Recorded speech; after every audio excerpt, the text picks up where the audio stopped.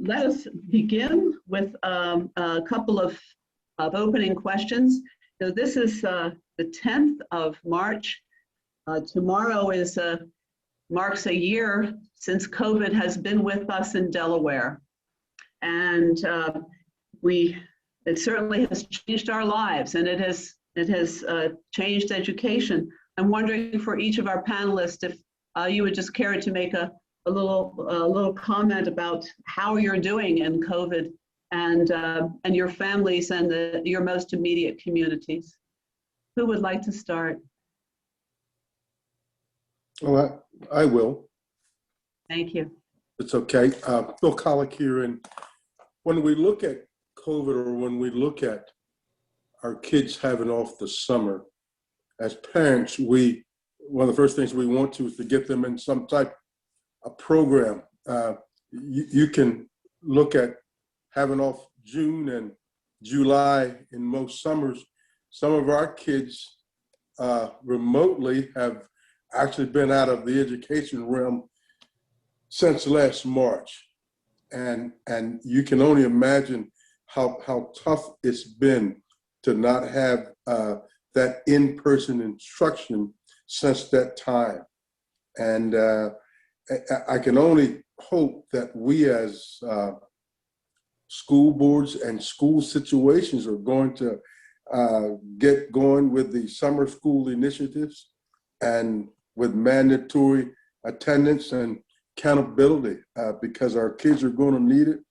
It's going to remain to be seen how much this has really affected us, but we do know, I am so hopeful that we continue with our vaccinations and our masks and our social distances and doing all those things, and we can only just have a sense of gratitude to the teachers and people who are feeding our kids in the cafeterias and the schools and just everybody who has really helped in helping our kids to get through as much as they can on a positive note as it relates to COVID.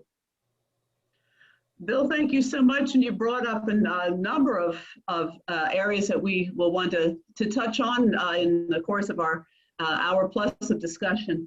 And we thank you so much. Sandy Higgins-Morris, would you like to let us know how you're doing in COVID and things that come to mind for you and your family and the immediate people you serve? Yeah, hi. It's definitely been a challenge, and to say the least, a challenge for not just my family, but for many of the families. And I think my biggest heart and my greatest passion is those children that we're serving into the communities, to have to embrace them on a daily. So at First State, we've typically become a mini school. We've opened up learning pods across Sussex County, just trying to meet that need and to address that unlearned portions of those areas that the kids are suffering through right now. So just looking at what it's going through, we've noticed a lot of things in the midst of COVID, that mental health has surfaced itself, you know, in the midst of the families, in the midst of the children. So looking at how we had to pivot, how we had to shift, it was quite a challenge. It's still a challenge. And I'm just hopeful that with the reopening of schools that we continue with the safeguards that are set in place, but still looking forward to how do we get our children back post-COVID. And that's a big thing right now, looking at how do we move forward through this. And we're just here to do whatever we can in the community. We've been reaching out, and we will continue to reach out to do our best to help meet those needs. Thank you so much. And we are looking forward to hearing more about the pods. Ed Ratledge, how are you doing in COVID? Have you got your vaccinations? I have both of them, yes. All right. So I put that on as a priority very early, and it's I'm not I don't have a problem with injections. I learned that 40 years ago in the U.S. Army when I was visiting Southeast Asia often, and so you have about 20 shots to get at that point. No, the issue that I think you're touching on is very, very important. Time on task is one of the best things that for measuring what how much you're going to learn as well. And remote learning is still it's still okay for some people, but for probably not for most. I mean, the literature is really strong on some of that, and then many businesses are now having to deal with that as well. So getting them back in the classroom and also in contact with their fellow students who you also learn a lot from, it's a paramount thing to get done. And we need to do that here in Delaware somehow or other. I mean, it started here. At least we see people in classrooms by part-time anyway during the week. So that started. But how much time have you lost over this period? And it's probably impossible to completely recover all of it. That's for sure. And there are certain populations which are more affected by it, and their parents and their mental health has been affected too. Yeah. As well. So there's a lot to talk about. Yeah. Yes, there is, and thank you for bringing up even more issues, Ed. And we turn to Dan. Dan. Yeah, How so are I've you had, doing? as everyone else has, my own challenges from our family, and we've gone through the struggles. And actually, my wife and I both had COVID early on, and so I got my 2 vaccinations like Ed, so that's now a good thing. But what strikes me here is that the impact is not only dramatic but long-lasting, and that's what we need to deal with. It's not only, it is of course what the students are learning, but it's also their social and emotional health and that of their families.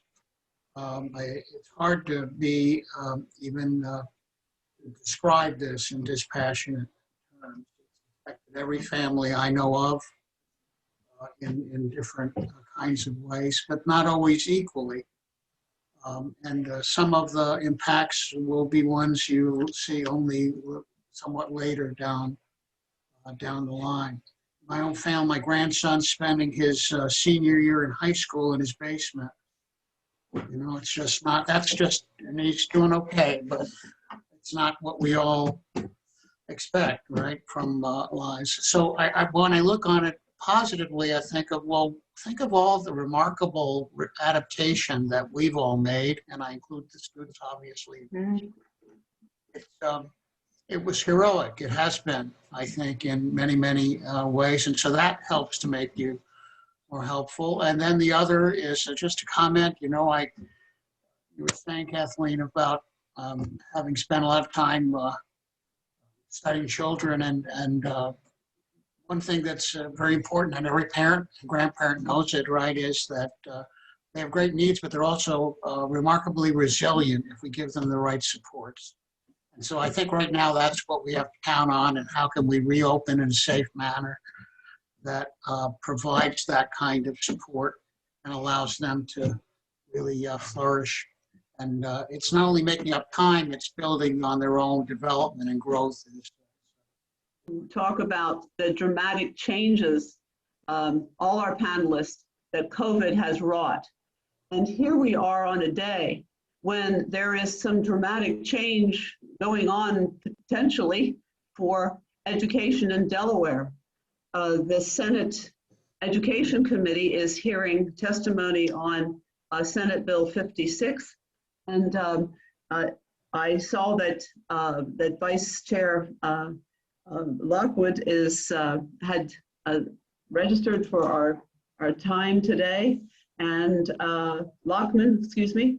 And if she ever has anything to say at any time, you're welcome. And congratulations on having come this far. It's possible that that there will be a floor vote fairly soon. And so here we are with an initiative.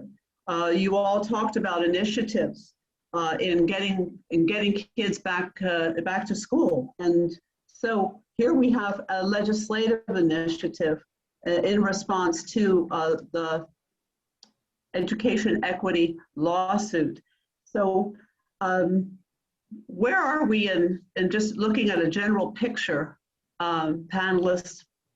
Where are we in pre-K to 12 education right now, and are we at a good place? How did we get there? What are some of the problems and what are some of the accomplishments? And are there solutions to the problems evident? And well, what do you see going forward? So how's the state of pre-K to 12 education in Delaware right now? Who wants to start? I'll start. Thank you, Dan. What it is it's under stress. It's under stress here in Delaware. It's under stress across the nation.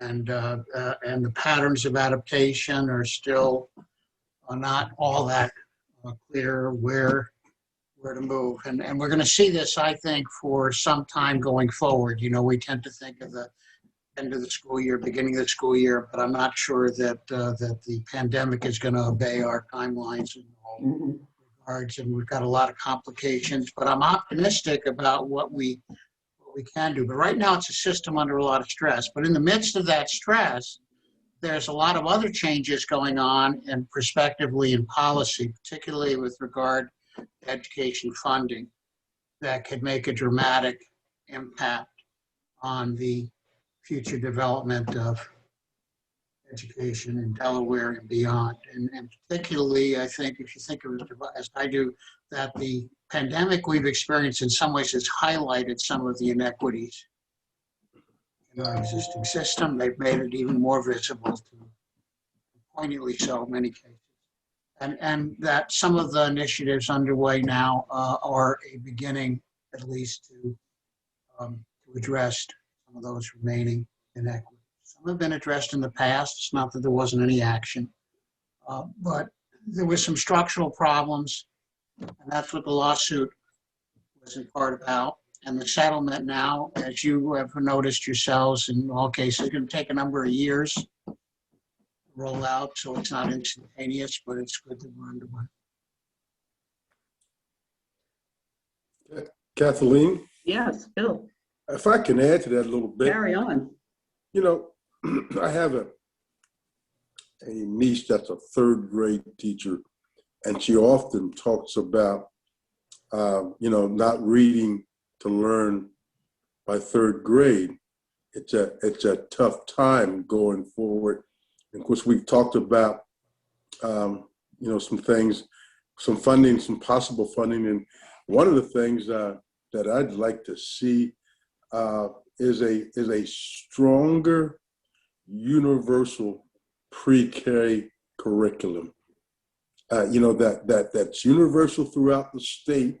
I think sometimes we are just kind of fractured with what kids learning here and learning there. We certainly are appreciative for all pre-Ks, but we've often talked about it. Boy, wouldn't it be great to have a universal curriculum that as our kids go to school, that they all are learning, and kind of we know, or we have some expectations as to what maybe they're getting.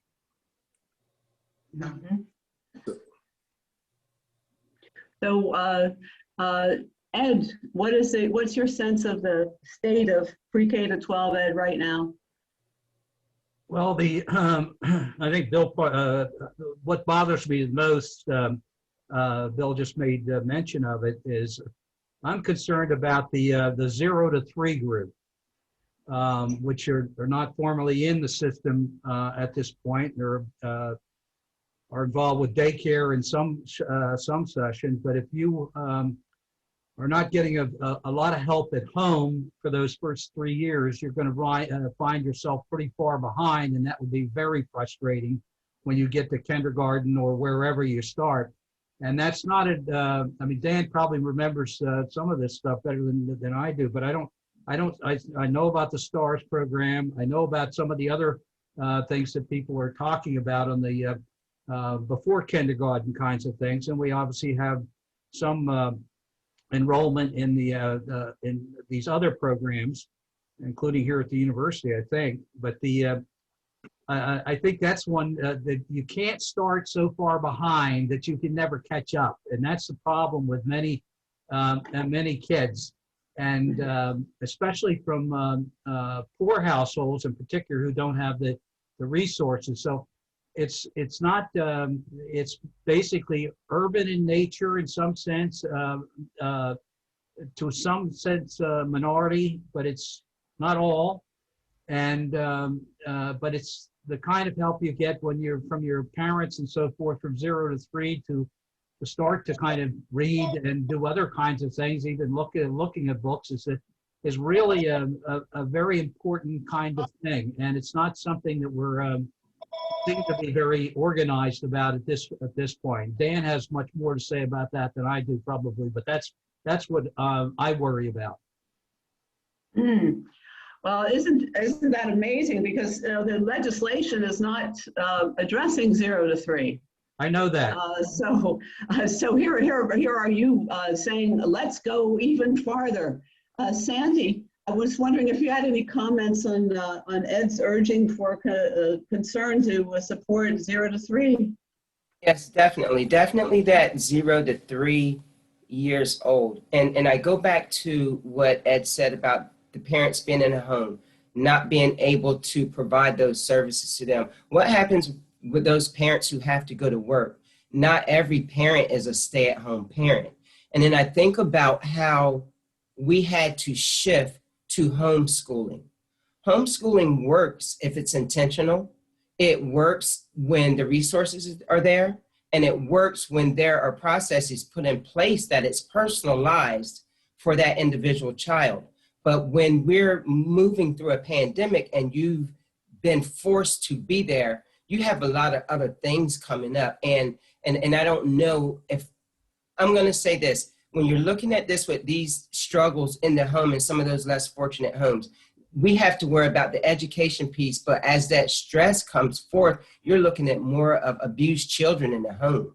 You know, so many things are happening in the home outside of the education as well. And so now you're taking an individual or a child, 0 to 3, you're trying to teach them to read, while yet I'm trying to cook, I'm trying to pay my bills, I'm trying to get income. And unfortunately, that learning piece is not as important as me paying my electricity or me finding a way to work or me making sure food is on the table. So that is a concern for me, because those early learning years are those critical years that's going to start them in kindergarten, or they're going to be behind even in kindergarten. Mm-hmm. Kathleen, may I put an extra comment in on this? I Yeah, hope you so will I just think that we're other. all kind of on the same dimensions, and they are critical, right? So the challenges go beyond any one single piece, right? Now we've seen this, right? It's the whole structure of the family, the community, and the education system, and that's what highlights all the challenges we already have and many others that are about. But the issue with regard to young children is a particularly important because it points out 2 dilemmas with our public education system, not just in Delaware, but I think overall. And that is that in some sense, it wasn't designed to really meet the challenges we are addressing now. And it's also not grounded in what we now know about children and their development. So we now know that 90% of brain growth occurs in the first 5 years of life. And when do most kids start school? After they're 5 years old. I mean, this is what that, right? This is what we know. It's not, I mean, we kind of knew it as parents and grandparents, but now we know it based on neuroscience. We also know, just to add it, that it's hard to make up for what you didn't have happen earlier. It's really hard, right? Right.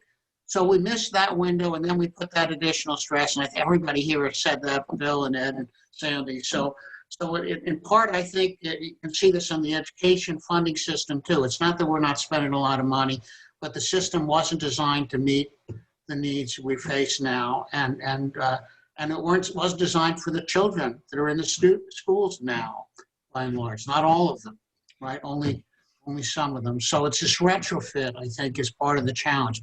And here we're trying to do that in the midst of a pandemic. Right. So I think it is a great time to make change, right? But also a very challenging one. We need a even larger as- vision is what I'm trying to say here. I think I that's hear what that. you're hitting. We need a larger vision beyond what we thought was going to work before. You know, just starting at 5-year-olds is not going to work any longer. Not providing certain financial supports for families that really need them now is not going to work under these conditions. I think, Dan, to add to that, you really kind of have to think about that that this is not just a general problem. I mean, it's a problem, but it needs a focused kind of solution. Mhm. For example, from an agency perspective, DHSS has a lot of responsibilities in that 0 to 3 care with a WIC Right. program and some of the other kinds of things. But as far as I can tell, they don't have any, well, I don't know. They may do many things in that. I don't know. But that needs to be coordinated in some kind of fashion. It needs to be funded appropriately, because that may be the starting point for one of these issues. Mhm. So it needs to be, whatever needs to be done in this area needs to be really focused there, because just sprinkling something over the entire educational system is not going to solve this problem. Is it just me, or am I hearing that the provisions to the settlement are just the beginning? That the What? legislative and funding provisions to the settlement that are going through now are the start. And this is going to keep, and we need to stay focused on solving these problems, filling in these gaps for years to come. Hey, Kathleen, I certainly agree with you. I think and agree with everybody else. It really is just the beginning, and we used to call it target and focus, and we've got a lot to target and focus. And as it was said just recently, when we do spend a lot of money in Delaware on education, but we still got a ways to go, and I'm not talking about money. $2.4 billion a year. Yes. Mhm. Well, speaking of money, how do we know that the money is being used wisely and properly? I see a smile on Ed. How does the public know that, and how can the public? So let me start with that. So I think that one thing, and I think it is an important role for the league as well as others, is to generate a higher level of public understanding of the nature of education funding. And I think a lot of people, well-intended, intelligent people, have reasons they believe things are working a certain way, and sometimes they are, and sometimes they're not. I don't say that to be, but I think we need to understand what we're doing. I mean, most of the money that's spent is being spent on people. It's being spent on teachers and and that's where it goes, 80-something% of what it is. So it's how you're using the money and what's happening in school. The lawsuit was quite instructive, because the case that was made was that what made the education funding system in the state, this was on the state level, unconstitutional, it was claimed, right? This was the position, was that it did not provide the teachers with the resources they needed to effectively educate all their students. That's an interesting way to, right? You could have framed it a lot of different ways, right? But it did not provide the teachers with the tools that they needed to effectively educate all our students, right? Now, I don't know anyone who believes that the settlement, including all the people who agreed to it, is now going to somehow solve that in one fell swoop, right? So then when you say it's a beginning, I think that's it. But one reason is that the settlement does address some areas in our funding system that were not previously addressed, right? Because we spent a lot of money, but we didn't have any targeted designated funding for low-income students or schools with high concentrations of low-income students. We didn't have any designated funding, though Ed and I know will remember we once did, for English learners. Right, so this goes to Bill's point, which is if we're going to start it, we got to be consistent and continuous, and not use this yo-yo of we put some money in for a couple of years and then we pull it out. So I think that's what the impact of the settlement will be, right? Is it starts us to start thinking about how do you redesign the way you're funding public education so you're putting the resources where they can most effectively educate the students.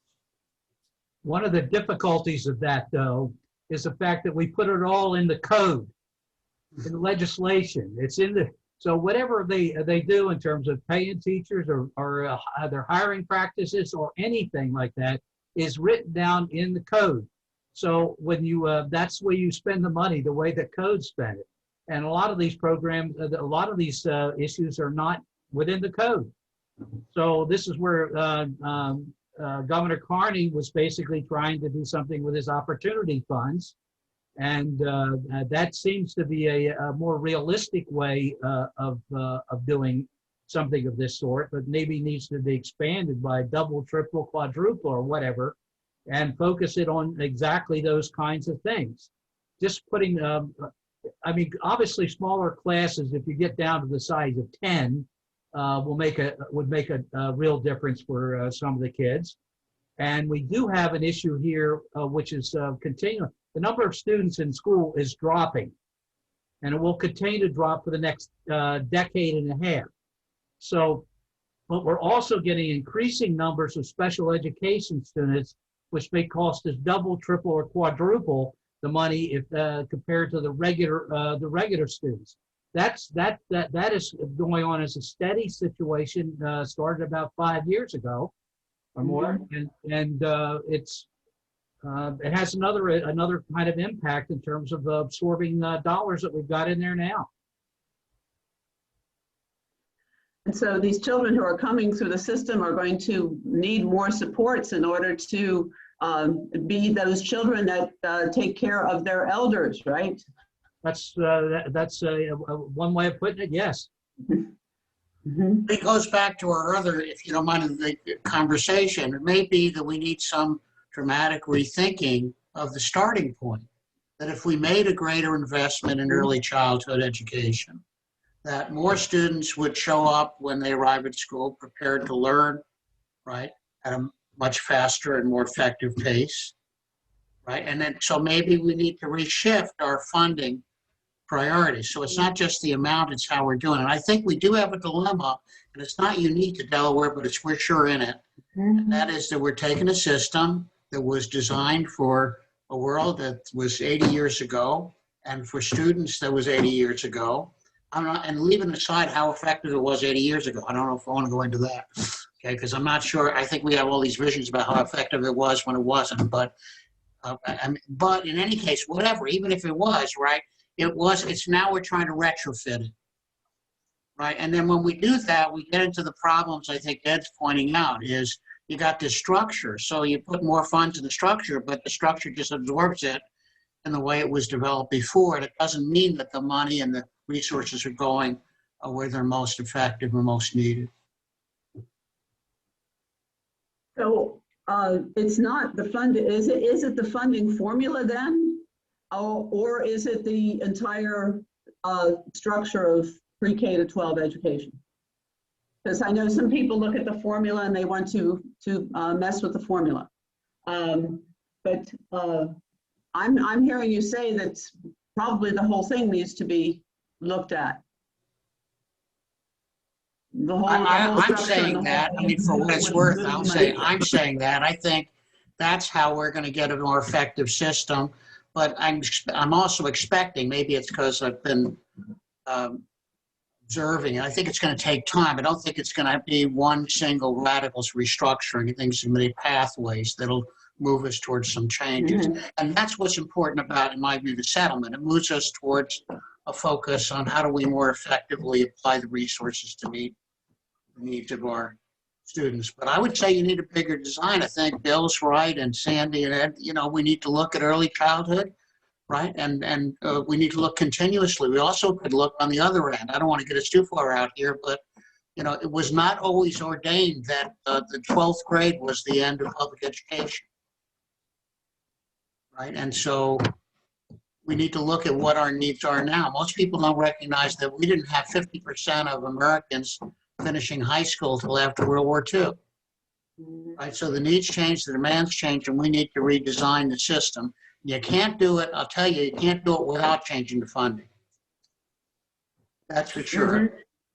And yeah, I think that's something that, we've looked at what we're doing as we speak with the possible addition of funds, and it's taken a while. Of course, like as we started we are spending a lot of money in education, and it really may be high time that we begin to look at formulas. I know that when you talk sometimes to business managers and people, they like the predictability of the formula that, and so it allows you to plan and budget, but it just may be high time to really dig in and take a look at what we're doing and just make an effort to do better, to look at it. So, Evaluation as well. Evaluating what's going on, like who evaluates what's going on? If you see something that's not working, why would you continue to do it? Why would you continue to do it? So how do you evaluate and look at that formula or look at that plan to say, if this isn't working, how do we shift it? How do we make that change? Great, thank you, That Penny. is that we were talking about change. And certainly the settlement is a catalyst for change. But the question is, how do you see it going? How do you think the settlement is an effective way of getting the change we need? So can I start? So it seems to me we have to get beyond relying on a litigation in the courts in order to achieve a pattern of continuous and dynamic change. I mean, it's what's happened is important, but it's also important to recognize that it wasn't going to happen without the lawsuit. It didn't happen. It just didn't, right? It's important. Some of us have been around long enough to remember that, we had court orders for Brown versus Board of Education. We had 2 of those cases being Delaware cases, and it took 20 years after Brown before we actually did anything, and only then when the federal courts came in. So that's what we've got to overcome. It appears that we talk about change, but actually it seems to have been a situation we've had to force it.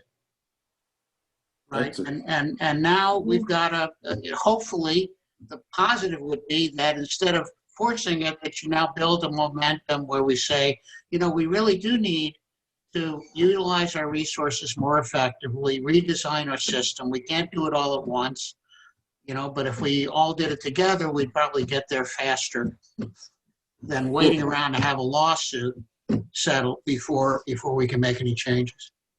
Boy, I'm going to agree with you 600%. You use the word force, and boy, when you get into that forcing, and we have so many people that know better, and Maya Angelou said, if you know better, you can do better, and we know better. And you have a great point. We really know better, and we haven't gotten people to step up. As you said, we got to force this, and it's so wrong to have to force it. Well, one of the things is, Ed, please.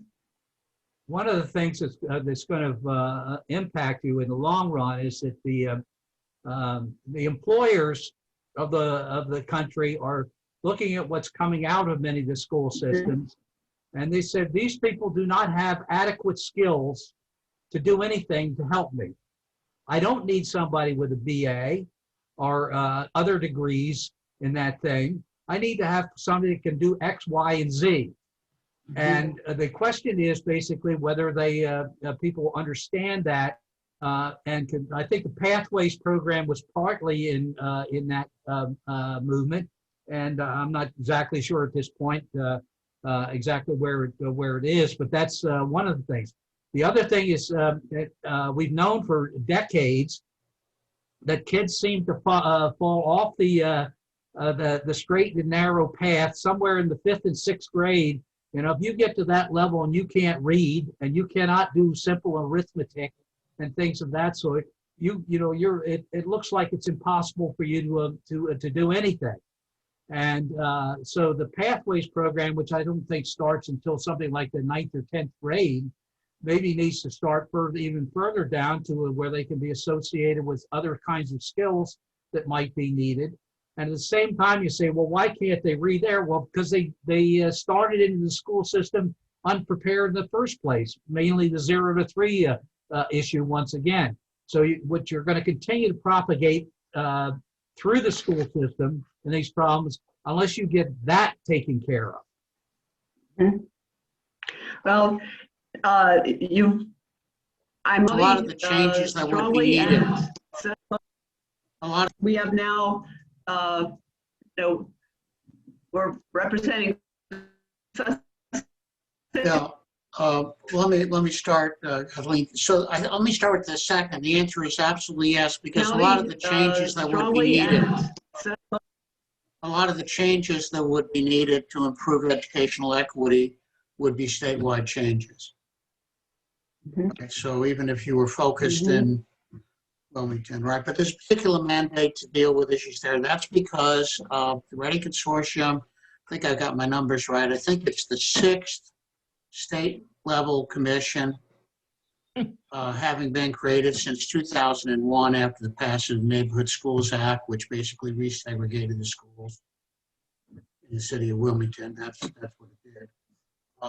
It's a 6th group that's been created to look at issues related to educational equity.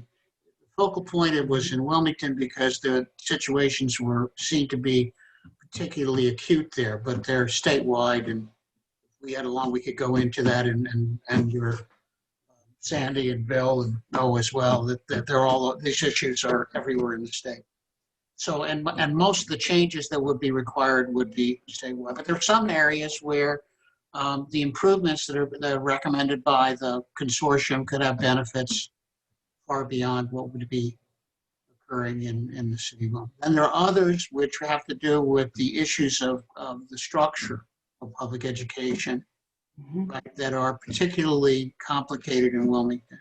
You got a city with 11,500 public education students, and those students are governed by 5 different school districts and 12 to 15 charters, depending on when you count. And each one has their own authority, and none of those governing units, right? So you've got, essentially upwards of 20 different governing units that don't include the city itself, the members of their community. You got a structural problem. Nobody I know would ever, I'm just giving you as an example, nobody would ever design a public education system for 11,500 kids, most of whom are poor and Black or Latino, right?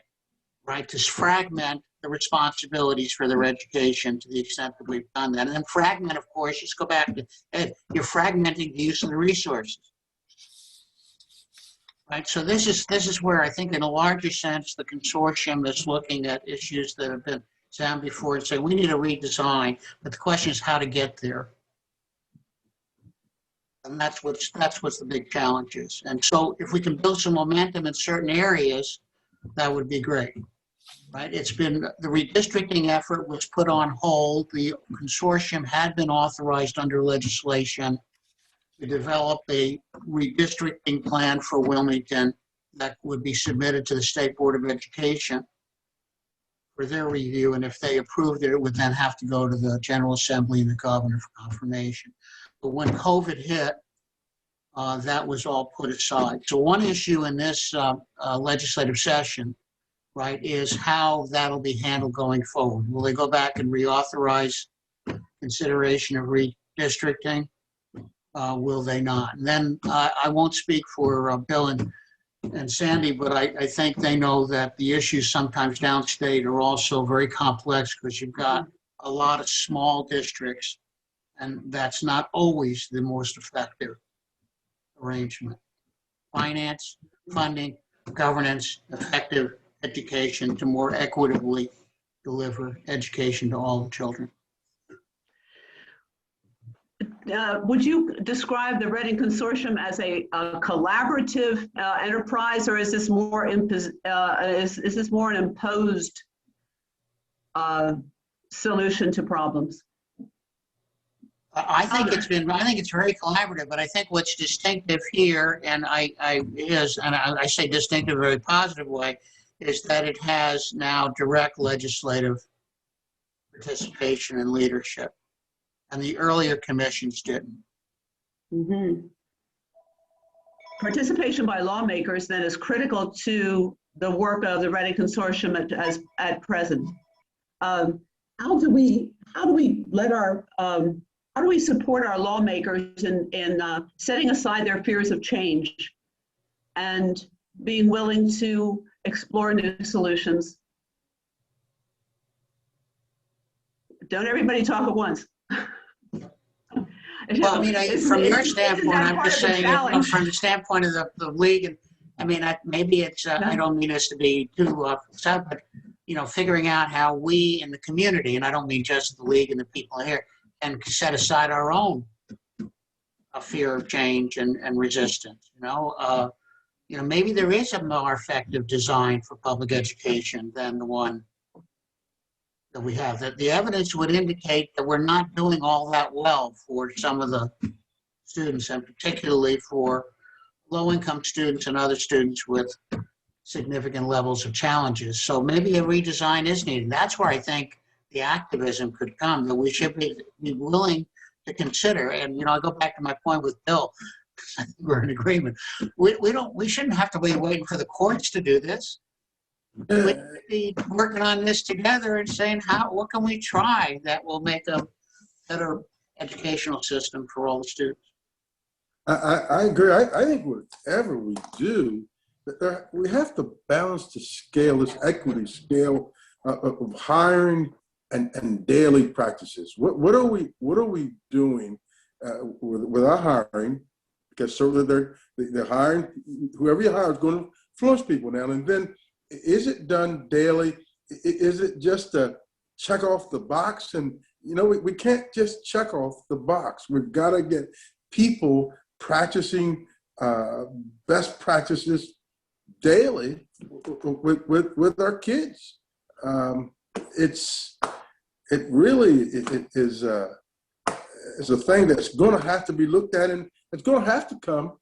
I still think you talked about our legislators, and they decide what really happens here.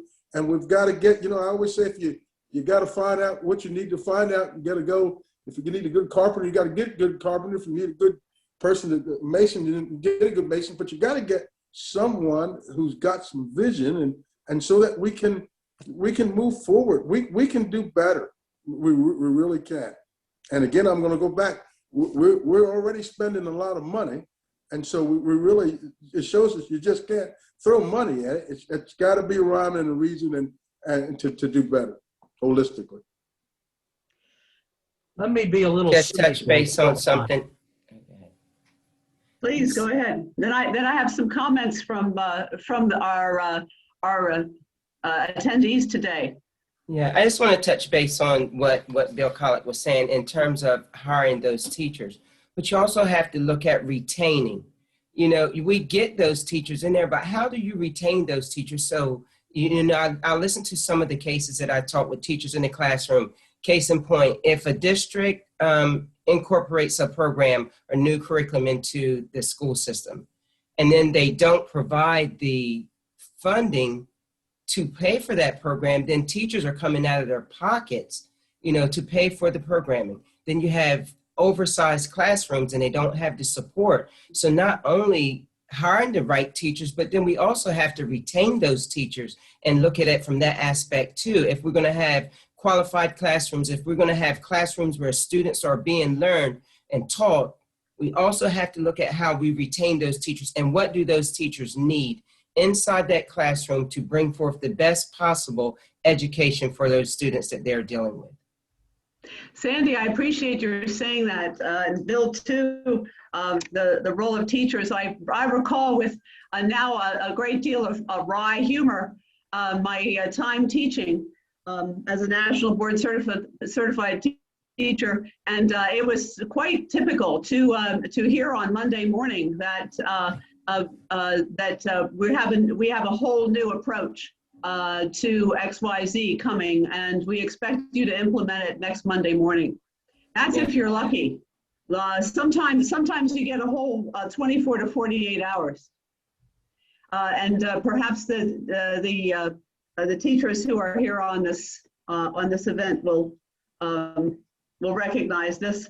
I don't know, but yes, teachers need much more support. I think we can all agree. We have, yes, Bill, go ahead. No, I must get these people in here. I know, Go ahead. Kathleen. I just want to say this, and we have some great teachers. I'm going to just quickly say this, and I've told you this, Kathleen, before. Last March, when the COVID hits, and my son and daughter actually involved in the education process, and of course it means remote.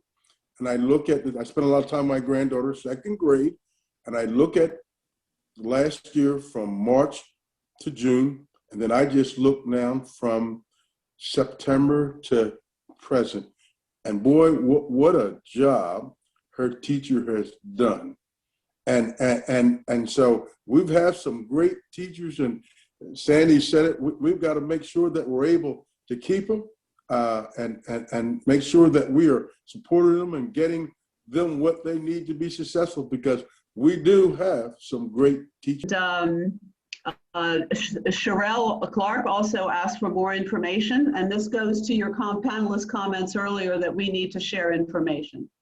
I'd like to, Ms. Barnett notes legislators, and we're so glad we have several legislators who have signed on to today: Senator Lockman, Representative Lambert, Senator Gay, and Senator Sokola, and we hope they or their staff are still have been able to be with us. We know it's a very busy day.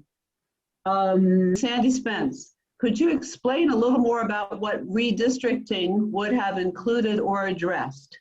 Do any of our distinguished panelists want to make a comment on redistricting? Sure, I'll take a crack at it with a preface on just a comment on teachers. And that is one of the things to think about is that we have a declining labor market in the sense of a shortage of teachers nationally, and it's even more acute in Delaware. And in some parts of Delaware, particularly in Newcastle County, they're in a very competitive position with regard to surrounding districts. So right now we all kind of agree we need really good teachers, and we have to not only recruit them, but retain them and keep them. But in fact, there are a few people that are coming into the teaching profession, right? There are fewer being enrolling in at the University of Delaware and other higher ed institutions in the state. We are already a net importer of teachers. We're getting most of our teachers now. That's what we're having to compete for that at state. So this is a big issue, right? If we really want to make a change, I don't know anyone who believes you can have great schools without great teachers. So we're going to have to figure out how to reverse this. That's another structural piece. The redistricting is that there's a significant level of fragmentation, particularly in northern Newcastle County, that emerged in the last few decades. There was a proposal, the short form is that after Brown versus Board, nothing happened for 20 years, and then the court came in and initially declared a unitary arrangement where there was one single county district. And since then, we've been fragmenting the governance of public education. And it's most acutely fragmented in the city of Wilmington, right? And so what you would do is try to consolidate some of those units, particularly districts, right? One that was clearly an object of that and had been recommended to be moved out of the city earlier was the Christina School District. This went back to recommendations in 2015, right? Which is one of only 4 disconnected districts in the country. Disconnected by 18 miles of interstate highway, right? And so the idea would be to maybe move them out. Another proposal, I'm just giving you examples, was that you have the Colonial School District, so the city has no schools in the city. And so we could go beyond. There are many different proposals. And then some people want a metropolitan solution, some want a Wilmington School District solution. So the problem is that very few people think the existing arrangement is rational, but they don't necessarily agree about what should be done. Mm. And the consortium was mandated to try to sort through those options and come up with ones that might generate sufficient support to be implemented. And under our Thank you. arrangements, that support, that proposal would have to go to the State Board of Education and then be approved by the General Assembly and the governor. Mhm. Well, speaking of the Assembly, Dan, and thank you, Denise Davis notes that a number of legislators are on work groups in the Reading Commission. Senator Sokola and Lopez, Representative Smith, Representative Chukwocha, to name a few. Are the legislators having an impact and input on the education equity discussion at the legislative level? Does anyone want to? Certainly many of them are. I wouldn't speak to all, but and the members of the consortium, those people have, some of them been very active in education policy for a long time and have been advocates of change. And some of them now are taking the lead in what you're seeing going on in the Delaware General Assembly at the moment. Yeah. So the question is how to build that base of support. I just want to give you an example of how poignant that is. 2015 recommendations from the then Wilmington Education Improvement Commission came forward to the General Assembly. They passed the House and they lost in the Senate by 3 votes. That was after a decade's effort. And many of the same things that are coming up now were recommendations earlier. So if I'm saying this to the members of the league because it really matters, making a difference in one area with some legislators. Almost anything we want to do will require legislative action. Often gubernatorial leadership, but legislative action because the legislature's what authorizes the allocation of funds.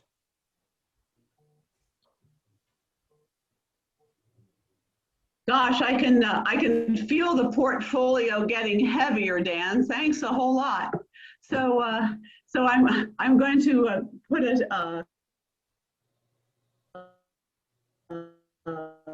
a call to anyone who wants to help us. Put your email in the chat. We'd love to have your assistance. Thank you so much. Denise Davis, did you have any more questions that you wanted to pose or more comments? And can we unmute Denise if she wants to be with us? Sure, Kathleen, can you hear me? We can hear you, Denise. Thank you. Thank you. So I wanted to just kind of follow up a little bit on what Dan responded with respect to my question. So, because I was typing actually. So given, and I agree with you, Dan, with respect to the need for specific legislation to move anything forward, are there particular suggestions you would make around, beyond what's happening at the law in the lawsuit, because we certainly do believe that that is kind of a floor.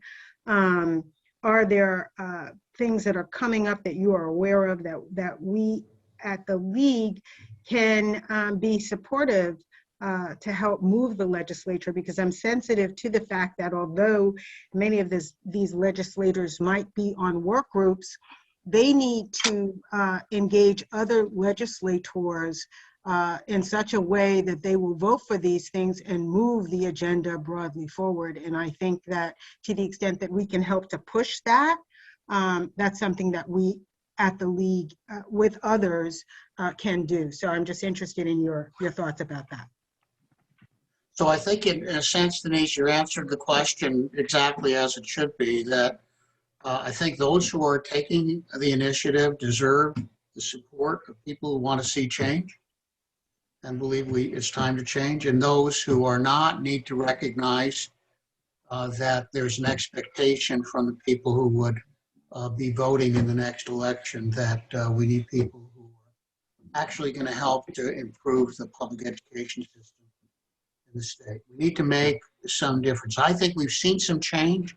I will say, I just say this as observation, I believe we've brought some more progressive people, and I mean that in the broadest sense of that with regard to public education. The General Assembly, they're in more authoritative positions, but even in those cases, they need to know that they've got support from the community to do what needs to be done and to take greater action and initiative. I think the same thing is true for the support for, frankly, for the governor. You know, he's not up for again, but it's not, I'm not saying for political, but I think he has now made this commitment, and it's an important one. It's the first time that's been made, right, by any governor. It's just an important step forward, right? And whatever encouragement and support we can make to support this momentum, I think will pay dividends. I think it'll help with redistricting. I think it'll help with addressing issues on the teacher shortage, right? I think including retention and development of more opportunities for young people to become teachers right in our own state. So there's a lot of areas where this could make a difference, but we need to show that it really does matter.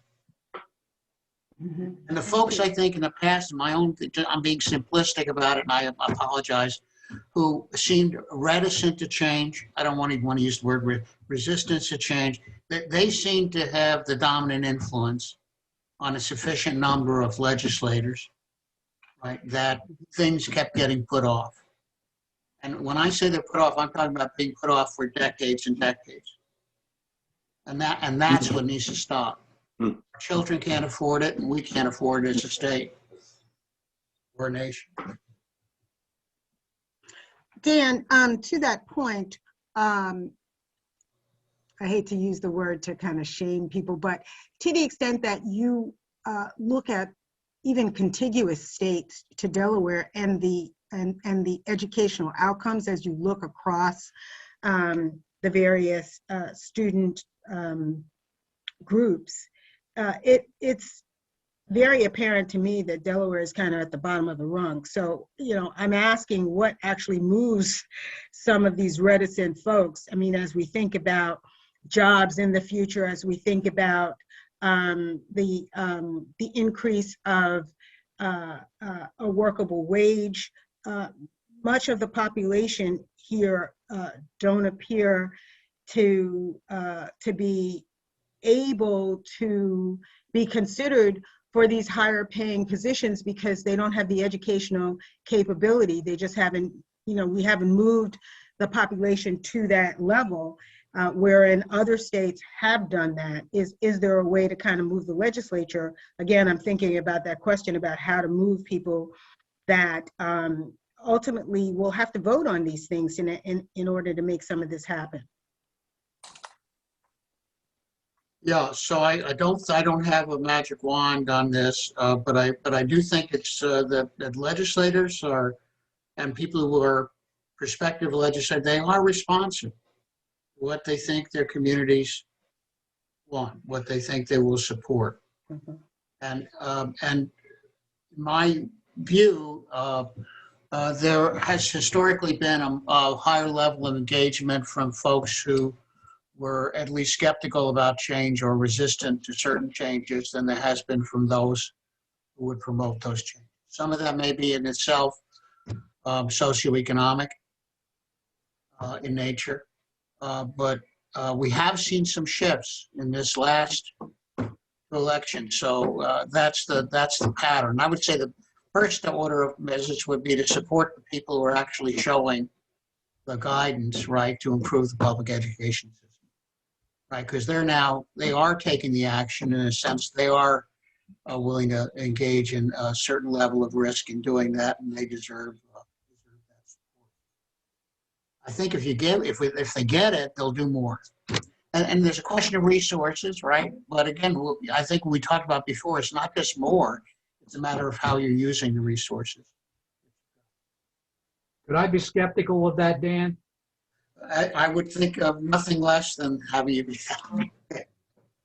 The problem, I was on the Foundation for Funding of Education group, maybe, I don't know, 3-4 years ago. Senator Sokol was on it for one. And we went through all these things, like to say, the funding following the individual student, what the good, bad, and ugly were about the unit system, and so forth. And then trying to get agreement between the various the various parties, particularly between the the teachers union and trying to figure out how these transitions actually make. And we basically died. The whole foundation basically died because we couldn't even get them to move $1 for anything around in the $2.4 billion that they have now. Yeah, though I think what your point is, that's why in some cases we've ended up having to wait for the court staff. And one thing we haven't talked about here, because we focus more on the state, was that the other part of the lawsuit was on the delay in property assessment, something about which my good friend Ed could tell you, because he's been on every commission that was looking at this and recommended changes for decades now, and nothing happened. Not a thing happened, right? So the court ruling there, that was a trial, and they're now being required. But to my knowledge, Sussex is still not committed to a timetable, or this is to be done by the counties, and it hasn't had property reassessment since 1974. You know, Sussex does have an RFP that's been issued, was issued about 2 weeks ago, for somebody to actually do this job.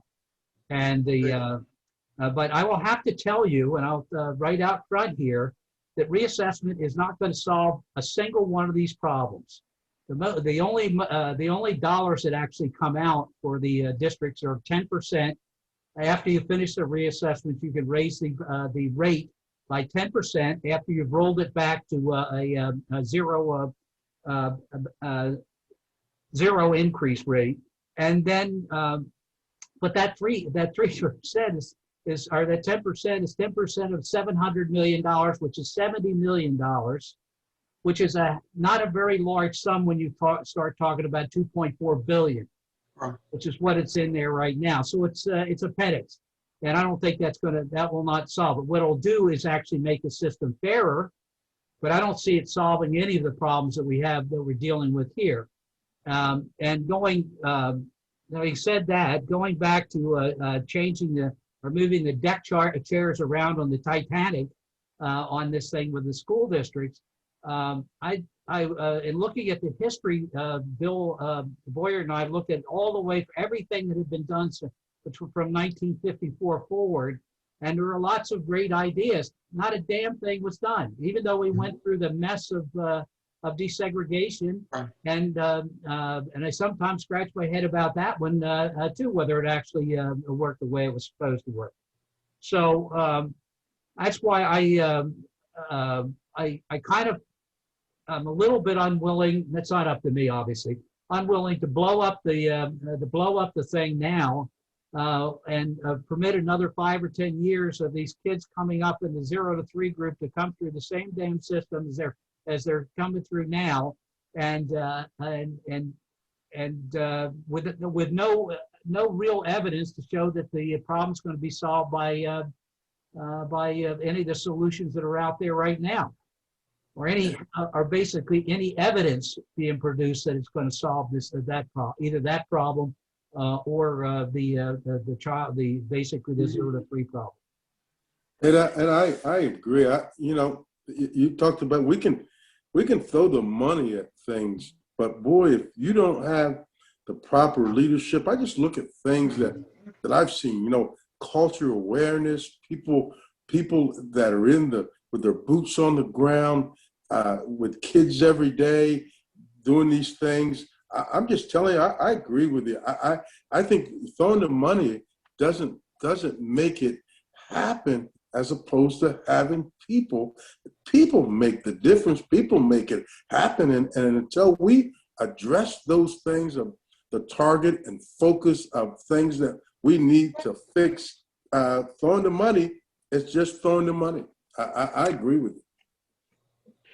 I'm so glad the you brought issue that. is, though, that the people need the resources to get things done, right? So, and how we use it. I think, just go back to our conversation about teachers. We talk about the impact on the students and the families. The other thing that COVID has done is had an incredible impact on teachers. And, I just say for myself, anecdotally, I haven't seen the full data, but I know a lot of them are just going to leave.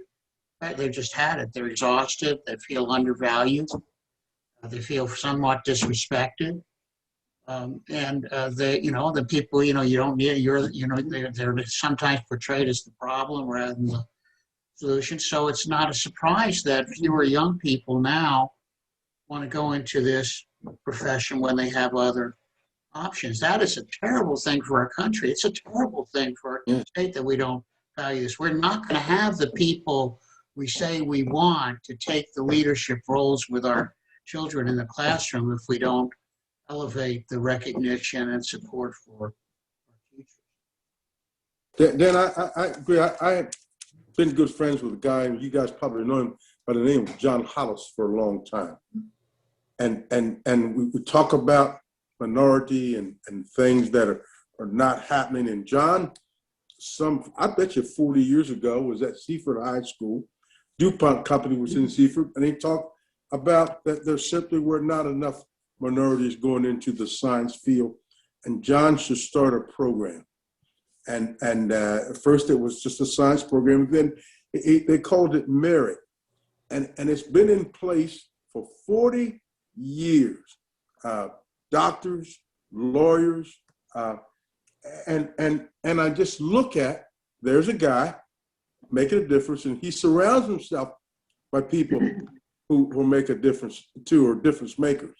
And I just look at the difference in that, the one-on-ones, the things that are going, a parental piece in there. Parents have to be involved with this thing, and it's on Saturdays at times. Has a thing in the summer that he does with them as well. But Columbia University graduates all over the country. And I'm saying to you, I agree. I think people make the difference, and we need the resources, but we really need to make sure that we are putting things into place that will help kids move forward. It would be interesting for the league to take one or two of these issues, like the early childhood education issue, and look at it maybe from somewhat different lenses. And therefore, I don't know if I'm the one to do it. I'm not suggesting that. But I'm just giving an example based on the full conversation. So our least well-compensated educators in our state are early childhood educators. Not even close. It's not even close, right? They're outside the system. They have none of these guarantees. They get and they're also tend to be the least educated.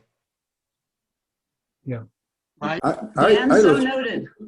I will just quickly, I look at two, I talked about the Merit program in Sussex County. Another one, Pathways to Success with Faye Blake, a retired banker who gets into education and begins to get, I guess we're in 5 schools now, helping kids that need the one-on-one and those type things. And I'm just telling you, it can be done. It really can be done. Mm-hmm. Tag on what Bill said. I know for us at First Aid Bill, Community Action Agency, we've been doing a lot of after school programs. I know through the midst of COVID, we have students now from 8 a.m. till 3 p.m.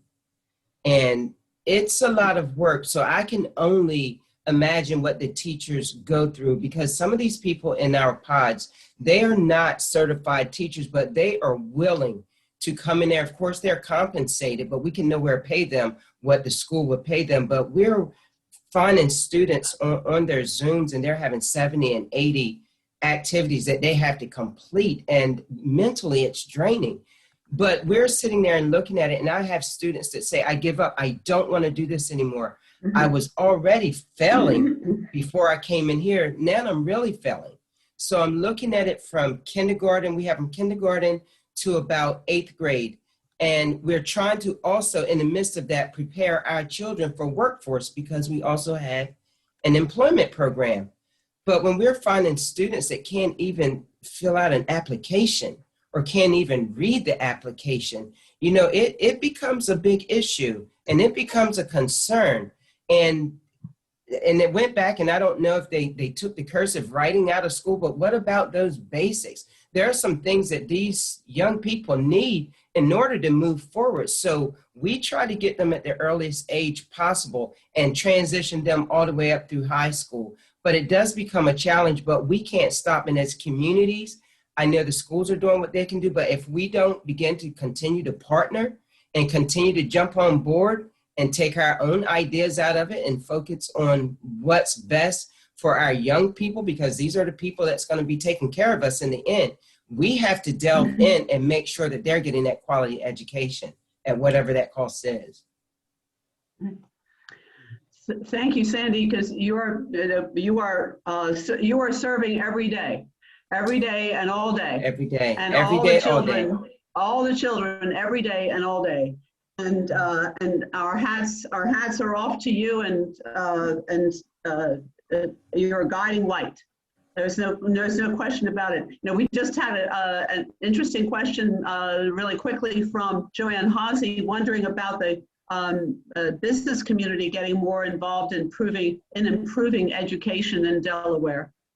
Does anyone have a quick comment about the business community?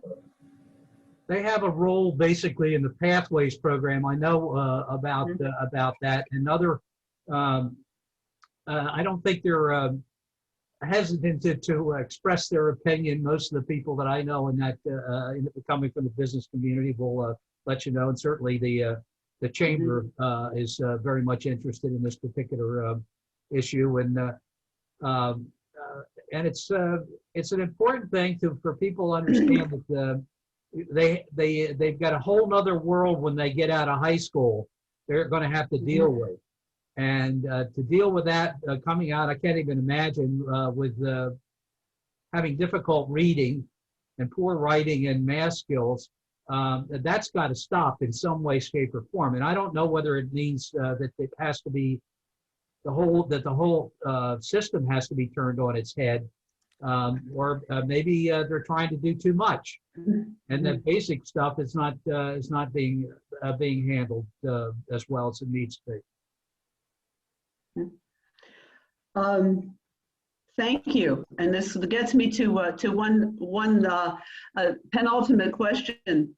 The notion of equity, it's implicit in the lawsuit. In fact, it's explicit in the lawsuit.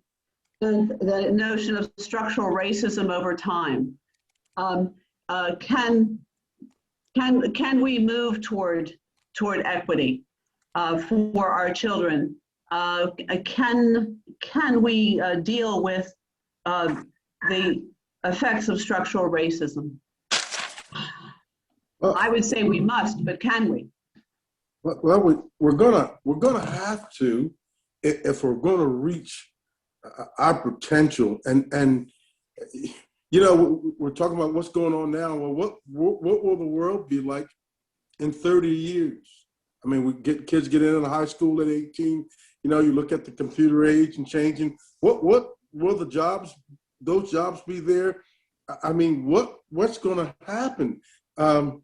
You talk about structural racism, and you look at in our schools today that you talk about Black history, you talk about American history, because Black history is American history, and you talk about in schools not teaching the complete American history. I'm 69 years old, and 6 years ago I go to the movie, and I don't know, honestly, that I didn't know that when John Glenn flew the space shuttle, that actually he asked some women to actually do the math for the coordinates, and they were of color. Now, why wouldn't we, in this great country, and we live in the greatest country in the world, why wouldn't we want to teach that? Why? And so you're right. And for me, that's the, you know, a lot of people talk about racism. I look at it just, I don't go as far as much as saying at times, it's the devaluing, the consistent devaluing of a group of people. And it really pains me because two things happen. When kids who look like me don't see people like me in any kind of supervisory positions, making any kind of decisions, they don't think they can ever do it. When kids who don't look like me don't see it, they don't think they have to be respectful to people that look like me. And we have kicked this can down the road for such a long time. We kicked it on all levels, and we need to stop because the end product isn't any good. We are close to amen, and I will amen Bill's comments with a great appreciation. I'm going to ask if our panelists would just take a moment, if our attendees would allow us a moment to just ask for a last word or very short words from each panelist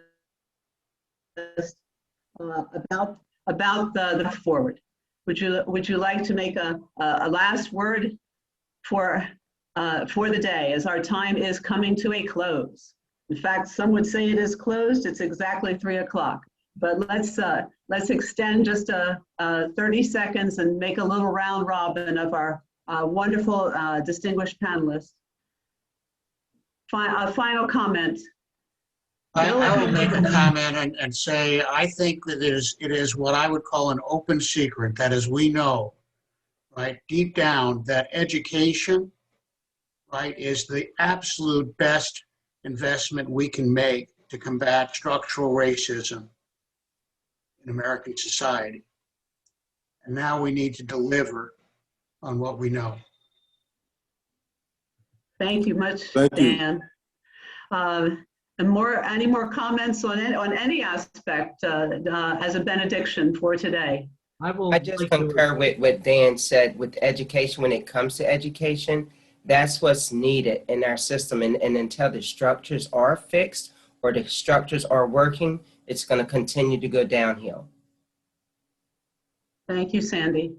I want to say basically that if you don't take care of the pre-kindergarten people, the group on 0 to 3, and you continue to let them be out there in the wilderness of daycare centers and so forth, you're never going to solve this problem.